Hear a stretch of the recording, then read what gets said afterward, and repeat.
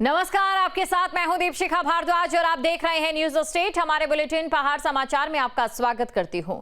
और चलिए बुलेटिन की शुरुआत हम करेंगे सबसे पहले बड़ी खबर के साथ। और बड़ी खबर है जहां पर देवभूमि में ठंड की दस्तक। पहाड़ी इलाकों में बर्फबारी के बाद अब ठंड बढ़ चुकी है। मैदानी इलाकों में भी ठंड में इजाफा हो चुका है और इस साल ज्यादा ठंड पड़ने के आसार भी जताए जा रहे हैं। तो ये बड़ी खबर आपको बता रहे हैं, पहाड़ी इलाकों में बर्फबारी के बाद ठंड बढ़ चुकी है। जानकारी आपको दे दें, हर साल के मुकाबले इस साल एक दिन बाद मॉनसून की रवानगी हुई है उत्तर भारत से। और इसी के साथ आपको यह भी जानकारी दे दें कि 30 से लेकर 70% तक ज्यादा बारिश इस बार हुई है उत्तरी भारतीय राज्यों में, जिस वजह से तापमान जो है काफी हद तक गर्मी को ना लेकर बल्कि मानसून और आर्द्रता को लेकर मेंटेन रहा। वहीं दूसरी तरफ आपको यह भी जानकारी दे दें, मौसम वैज्ञानिकों का ये कहना है कि 70% इस समय अल नीना का आकलन जो है वो कर पा रहे हैं और इसी वजह से इस बार कड़ाके की ठंड पड़ सकती है। साथ ही साथ बात अगर साउथ एशिया की करें तो यहाँ पर जिस तरीके से बाकी देशों में भी ठंड का प्रभाव ज्यादा देखने को मिल सकता है, उसका असर भारत पर भी पड़ेगा, जिसकी वजह से कड़ाके की ठंड होगी और 10 साल बाद इस तरीके के संयोग यहाँ पर बनते नजर आ रहे हैं। तो 10 साल बाद इतनी कड़ाके की ठंड पड़ने वाली है। खबर पर अधिक जानकारी के साथ संवाददाता अजीत राठी हमारे साथ जुड़ चुके हैं। सीधा हम अजीत के पास चलते हैं। अजीत, देखिए, मॉनसून औपचारिक तौर पर विदा हो गया, लेकिन उसी के साथ सर्दी ने दस्तक दे दी।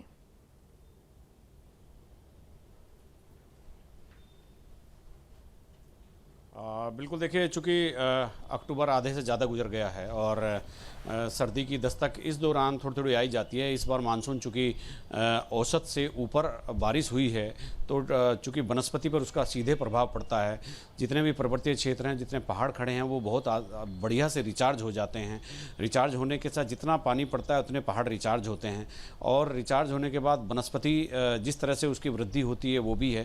तो जो पूरे तरह से वातावरण को शुद्ध करने का काम होता है तो वनस्पति अपना काम करती है। इसके बाद ही जैसे हरियाली फैलती है तो धीरे धीरे ओस गिरने लगती है।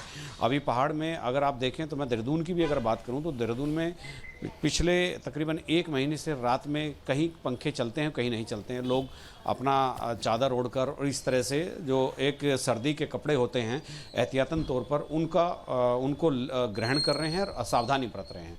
पहाड़ में चूँकि पर्वतीय क्षेत्र है, वहाँ ज़्यादा ठंड होना लाजमी है, तो वहाँ अभी से ही जो सर्दी का एहसास हो रहा है वो पिछले मानसून एक वजह है उसमें।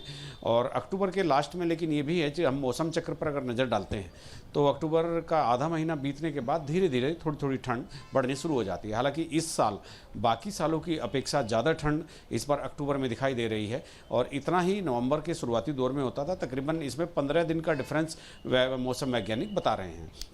तो ये जो अभी आपने बात की है बारिश की और औसत से ज़्यादा बारिश होने की, इतनी बारिश हुई है और रिचार्ज हुए हैं पूरे पहाड़, तो ठंड का मौसम बनेगा। बर्फ़ ज़्यादा पड़ेगी, बर्फ़ ज़्यादा जम गई है, चूँकि ठंड बढ़ गई है तो बर्फ़ भी बहुत जल्दी जमने लगी। आपने पिछले दिनों देखा होगा कि केदारनाथ धाम से लेकर बद्रीनाथ धाम और गंगोत्री यमुनोत्री तक सभी धामों में, हेमकुंड साहिब में, पूरी जितनी भी पर्वत की चोटियाँ हैं वो सब बर्फ़ से लकदक हो गई थी। तो बर्फ़ पड़ने का मतलब है बर्फ़ बढ़ेगी तो ठंड बढ़ेगी और बर्फ़ इस समय बढ़ रही है। समय से पहले बर्फ़ का गिरना, बर्फबारी होना, ये सब इस बात के संकेत है इस बार सर्दियों में ज़्यादा ठंड होने जा रही है। जी बिल्कुल अजीत। और देखिए, उत्तराखंड की अगर हम बात करें तो देवभूमि है, पहाड़ हैं और उत्तराखंड को भी पहाड़ की तरह ही हर मौसम के लिए तैयार होना पड़ता है। गर्मी ज्यादा होती है, वनाग्नि का दंश झेलना पड़ता है। मानसून ज्यादा होता है तो प्राकृतिक आपदाएं आ जाती है और इस बार क्योंकि ठंड भी ज्यादा पड़ने वाली है, ऐसे में प्रशासन की तैयारियां अभी से ही शुरू हो जानी चाहिए।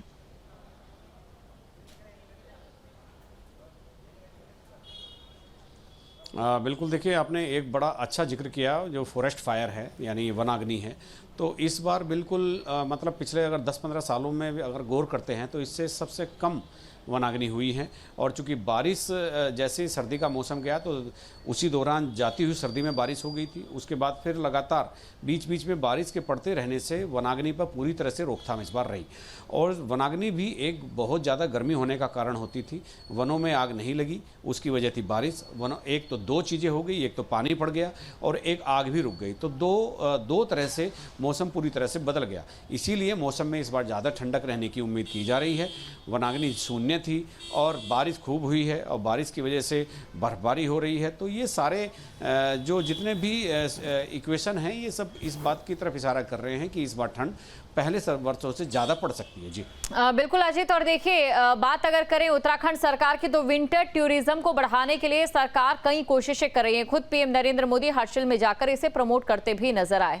इस बार प्रैक्टिकली तौर पर जमीन पर देखने वाली बातें रहती है कि क्या वाकई विंटर टूरिज्म को लेकर जितनी कोशिशें की जा रही है वो रंग ला रही है या नहीं।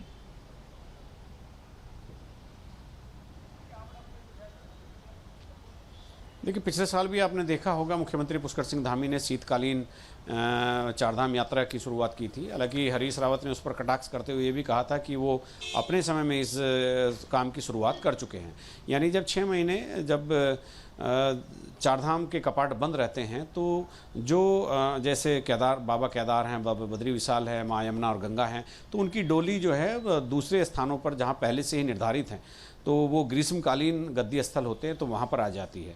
तो इस बात को बढ़ावा देने की एक कोशिश हुई थी कि जो शीतकालीन चारधाम यात्रा की एक शुरुआत की जाए, तो वो भी हुई थी। और शीतकालीन चारधाम यात्रा का मतलब है वो यात्री तो उतने नहीं आए थे, लेकिन जो विंटर टूरिज्म है वो भी कहीं ना कहीं शीतकालीन चारधाम यात्रा उसकी पृष्ठभूमि में थी कि शीतकालीन चारधाम यात्रा चलेगी तो विंटर टूरिज्म को भी बढ़ावा मिलेगा। इस बार भी ऐसा होगा, चूँकि पिछली बार मुख्यमंत्री कर चुके हैं, तो इस बार देखना यही है कि विंटर टूरिज्म को कितना बढ़ावा मिलता है। जी बिल्कुल देखने वाली बातें रहती है, क्योंकि कहीं ना कहीं मौसम इस बार उत्तराखंड के पक्ष में भी रह सकता है। शुक्रिया तमाम जानकारी को दर्शकों तक पहुंचाने के लिए। अल नीना वर्ष है, साउथ एशिया कंट्रीज की अगर हम बात करें तो इस बार हवाएं बहुत तेज है जिसका असर भारत में भी पड़ेगा। इसके अलावा आपको ये भी जानकारी दे दें, क्योंकि देखिए यहाँ से उत्तर भारत से मानसून विदा होता है और जो अपनी बारिश का कोटा है वो उत्तराखंड या फिर पहाड़ी राज्य जो हैं वो जून से लेकर सितंबर में पूरा करते हैं। लेकिन वहीं अभी ये जो मानसून है साउथ की तरफ शिफ्ट होता है, जहां पर अभी बारिश का कोटा दिसंबर तक चलेगा। जहां भक्ति है हर शब्द में, कथाओं में छुपे हैं दिव्य रहस्य और ज्योतिष देता है जीवन को दिशा। धर्म से जुड़ी हर बातों को जानने के लिए हमारे चैनल स्तुति को सब्सक्राइब करें। चैनल पर जाने के लिए इस लिंक पर क्लिक करें।